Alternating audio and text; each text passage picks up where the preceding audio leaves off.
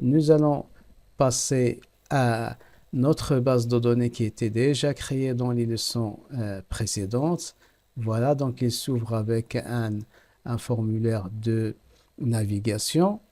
Donc pour créer un mot de passe, c'est très simple. Il faut aller sur Fichier,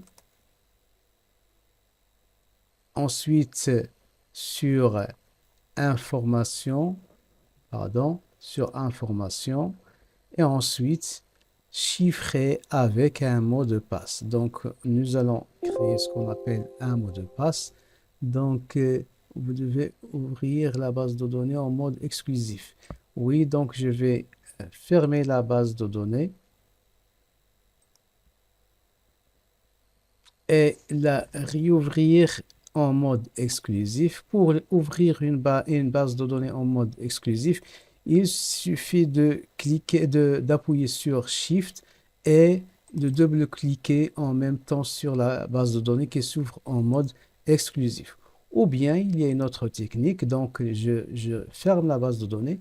Pour ouvrir la base de données, je vais aller sur Ouvrir. Donc, je vais aller dans l'endroit où j'ai sauvegardé ma base de données. Ici, je l'ai sauvegardé sur un fichier que j'ai créé sur le bureau. Donc, voilà. Donc, pour l'ouvrir, donc je sélectionne la base de données. Ensuite, je peux aller sur Ouvrir. Et là, il y a un petit bouton à côté du bouton Ouvrir. Je clique dessus et donc j'ai plusieurs modes d'ouverture d'une base de données. Donc, je peux l'ouvrir en lecture seule, ouvrir en mode exclusif. Ensuite, je peux l'ouvrir en mode lecture seul exclusif. Donc, nous allons partir avec le mode exclusif. Donc, je vais appuyer cliquer sur, pardon, le mode exclusif, ouverture en mode exclusif. Donc, pour la protéger, créer un mot de passe, je vais aller sur Fichier, je reprends, et sur le menu Information, donc j'ai chiffré avec un mot de passe, je vais appuyer. Donc, je peux créer maintenant le mot de passe. Donc, je vais créer un mot de passe très simple. Il est déjà euh, masqué. Donc, je peux confirmer le mot de passe. Je ferme la base de données. Ensuite, je vais la réouvrir pour voir si le changement que j'ai apporté est fait. Voilà, il me demande un mot de passe. Donc, je vais entrer le mot de passe que j'ai déjà créé et je vais cliquer sur OK. Donc, de cette manière, je peux partager ce mot de passe avec seulement les utilisateurs j'ai l'intention, avec lesquels j'ai l'intention de partager ma base de données. Donc, pour désactiver le mot de passe, c'est très simple. Il suffit, je peux déchiffrer la base de données. Donc, je crois que il est déjà supprimé. Le mot de passe, il est supprimé. Donc, voilà. Donc, nous avons accès à notre base de données. Pour protéger la base de données aussi, nous pouvons créer ce qu'on appelle euh, des autorisations sur SharePoint. Donc, nous pouvons aussi renforcer cette sécurité en verrouillant certaines fonctionnalités. Par exemple, le ruban, il peut, les fonctionnalités qui permettent de créer ou bien d'altérer la structure de la base de données peuvent être désactivées. La même chose pour le menu de navigation. Donc, le menu de navigation peut être désactivé. Donc, nous pouvons par exemple cliquer sur le menu et dire par exemple personnaliser. Donc je peux par exemple euh, euh, cacher masquer en quelque sorte certains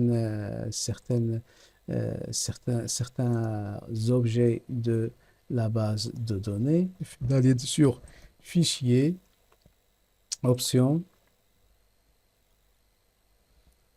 Et donc, dans la base de données active, sur le menu base de données active, je peux aller sur base de données active, par exemple, et verrouiller certains éléments. Par exemple, ne pas autoriser les menus complets.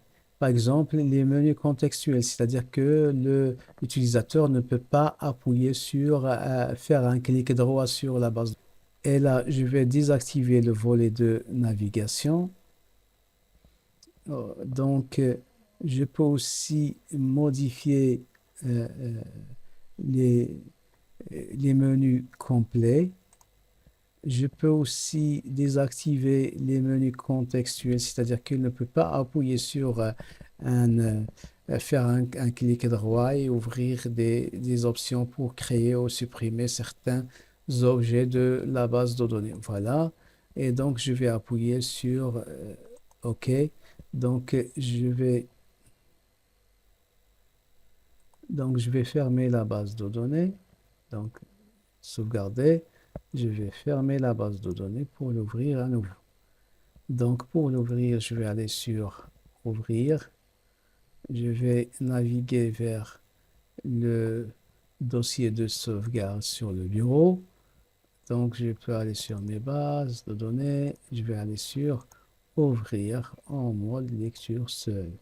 Donc, il me demande le mot de passe déjà créé. 1, 2, 3, 4. Voilà, il s'ouvre. Vous voyez que maintenant, le volet de navigation, il a disparu. La même chose sur le ruban. Beaucoup de, les menus, les menus habituels avec lesquels nous avons travaillé la création de notre base de données et les autres objets, ils ont disparu. Tout ce que l'utilisateur peut faire, c'est des tris ou bien regrouper les, les, les données ou bien faire des recherches ou bien ajuster seulement les tailles de quelques fenêtres. Donc, les autres menus sont absents. Donc, voilà. Donc, ça, c'est la première, la deuxième technique pour sauvegarder. Sauf que cette technique, il porte des limites.